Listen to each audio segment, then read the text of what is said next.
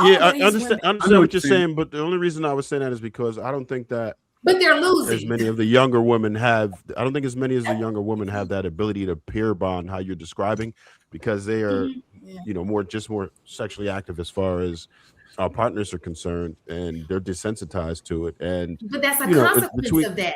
That's a consequence right. that comes. Unfortunately, when you do that, you're right. You start to lose that ability to, It's a But peer but bond, where correct? but where does the women step in to know how to teach the women what they should be given? If we're gonna remove sex, which not gonna happen, but let's just say in some alternative universe that sex is no longer an option pre-marriage. Well, what are you gonna teach the young ladies to be bringing? Because that to me is really, it's not the sex. I mean, let's come on, y'all. Let's be honest. Sex is amazing, but you don't spend that much time in the bedroom. The experience of the woman is the experience of her. The man marries who she is. He marries what she brings, not the sex. That's a byproduct. We know we're going to get sex. So we don't, it seems like there's a disconnect to what are the women, the young ladies, I don't know what age range we're going to tackle, but what is it to Willie's point, how do you become the 10% woman? How do you captivate a man without your vagina? Without your mouth, without the sexuality. I think you just mentioned it though. I think you listen to a man. I could tell a woman how to treat a man, but I'm not a man. You just told us everything that men want, right? At least what you want. And that's where you go. You talk to men, fathers, it has to be just more than the women, because obviously we're getting it wrong. Mm-hmm. We think we know what you want. Obviously, we don't know what you want. We can teach you what we do, and this is what works, But it would be great to talk to a man about men. I would assume, right? I just want to admit we doing it all wrong, and this is why we have these results. We know we doing it wrong. To True's point, too many of us women are the same, and what I mean is like everybody wants to look the same, sound the same, talk the same, dress the same, and it's sickening. So, like, to answer this true question, like women have to bring back the individuality. You already know you're going to have some competitiveness. And so if we know that men are looking for something different, where's the speciality? Are you speaking another language? What are you doing around the house? What are you doing outside the house? Like, what are the skill sets can you bring? Because just like they say, they know we're going to have sex with them, right? And eventually kids are going to come. So if a man is looking at you long term, what values and consistency are you going to bring to their children, right? That's on a long term space. So if you have those skill sets, they already know. Just like we were saying inside of a relationship, that's like a pre-marriage. You don't just get the ring, the suit, the dress, and the ceremony, and all of a sudden everything just falls into place. You all got married because everything was in place, and you just decided to do that long term. What are we talking about here? So if again you don't have anything to offer, and that's what's changed, right? These past 60 years, like every 10 years, we just get dumber and dumber and dumber. And again, you're not stepping your game up. You're not, and it's not just going to school, because you can have an educated woman and she's still stupid. Like there's just things that she does not know. So until you again just develop yourself and set yourself apart from other women, because we spend a lot of time with other women. I'm not trying to adapt and adopt certain things that I know that they're doing that are detrimental, that are degenerate. That's not going to appeal to a man long term. So I ain't trying to seem like I got all the answers, because a lot of this we already know already. We're just not doing it. And we're still thinking, wait, we the new generation of people. We just gonna do it different. Okay, and you're gonna get different results and you're gonna fail. Like you didn't study for the test, you're not prepared. I don't know why you would again, if you want an actual relationship, something that is consistent, something that is solid, something that is continuous and ever evolving, before you even got in that relationship, you supposed to ask yourself, what were you gonna bring to the table? Were you worth being in a relationship with, instead of just assuming you was going to attach yourself to somebody? So again, we can talk about this all night long, but I just feel like just we as women, we dropped the ball. Like I look at in society, like I said, I just see a lot of commonalities and not differentiation. So I'll leave it there. So If we were going to Exactly. ask, right, at what point does caution stop being wisdom and start becoming emotional laziness?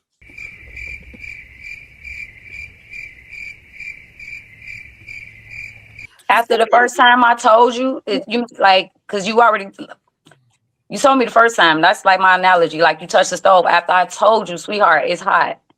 You didn't want to hear me. You just wanted to do it and you experienced it. Like how many times you got to touch the hot stove? Like you gain wisdom by experience. And how many times you got to experience the wrong thing before you're like, oops, yeah, let me do it the right way now. Right. And that's true. What you was kind of asking, if I'm not mistaken, it was you were kind of asking like after you were in a relationship, like do you self-analyze and take accountability for like what went wrong, or do you just say it was the other person's fault and then you take that bullshit to the next relationship? So I mean, caution is caution. Like, look both ways when you cross the street. But I get what you're saying. It's the difference when you're not heeding the lessons, where you keep doing the same stupid shit, expecting a different result. I'll leave it there and I let somebody else have it. But I think that what's happening is women are getting short-term wins and thinking it's going to turn into a long-term win. And they keep doing, because like we've spoken in these circles, sex has gotten them in the door. They get attention from sexual things. So they think that that's a long-term win when in actuality it's a short-term attention thing. Does that make sense? Do we think that women are still I'm that talking about simple? younger girls. We're not talking about older. I'm talking about younger women. I do think that they think. Well, they're just not. They're just not useful. Like, where does the female population sit back and be like, how can I be useful? Because that really, again, is what's going to secure anything long term with a man. And again, outside of the bedroom, because again, that's a cool. Hank says what? Solid 20 minutes. Cool. Past that 20 minutes, how useful are you? That to me is what the biggest disconnect between what's going on now is, because the experience of you is what he's going to latch onto. And if young women don't catch that, nothing's going to change, because we're going to continue to have sex. Sure. But if you're not going to be useful and truly useful to that man, you can forget it. All that's going to continue to happen is body's going to continue to be racked up, because we are actually, I'll be honest with you, if no other men have told y'all this, we winning. The way the things are right now, this is perfect. This is perfect. Well, what? I think it's extremely lopsided. It's perfect for men of your caliber, but the average man is absolutely dreadful. No, true. Complete opposite. Men are winning. We're not. No, and that's what I'm saying. They're not. Most men are not winning. Most men are losing, because all women are gravitating to the same guys. Because of the 80-20 rule. That's your life experience, but I'm here to tell you that I talk to a lot of these guys and they ain't getting shit. Just so you know, they're not getting anything. They're getting no attention. They're getting no wins, nothing. Most men are ignored. So it's not a W. The majority of society is sucking balls right now. We're talking about 20%, maybe 15, and 10 is really getting it. Top 5 gets. If you look at the actual scale of how this actually looks, it's ridiculous, and you would never believe it. But it's almost one of those things. People who are wealthy they don't really realize it. People with privilege don't realize it, right? And many of us have privilege and we don't realize it. Just like women who are pretty, they have pretty privilege and they don't realize it, because that's not your reality. That's not what you go outside and experience on a daily basis. So we're not seeing what the majority of people are experiencing. So that's actually seriously anecdotal, because it is not the true experience. Most men don't experience life like that. I wish that we could, but we don't. Like, that's just not what it is. Most dudes are not getting their shit off like that. So their experiences, they're getting nothing, because most women have more access to dudes right now, and they have access to more kinds of men right now. The internet has opened it up. Dating apps have opened it up, and they are racking up these experiences. The dudes who are getting theirs, like yourself, the reason you've been able to get so much XP is because you've had so much experience, and you can then turn that around and use it against other women. And there are some men who actually weaponize this shit, and they get better and better at it, and there's nobody that can stop them. So they'll accumulate all of these women like Pokemon and do whatever they want, have their way, throw them away, mess up these women's minds, and then give them to the regular dudes when they're like 30 something, 40 something, like, here, have at it. That's the experience. And then those women are going to make those men pay for everything that you did. Not you personally, but men in your bracket.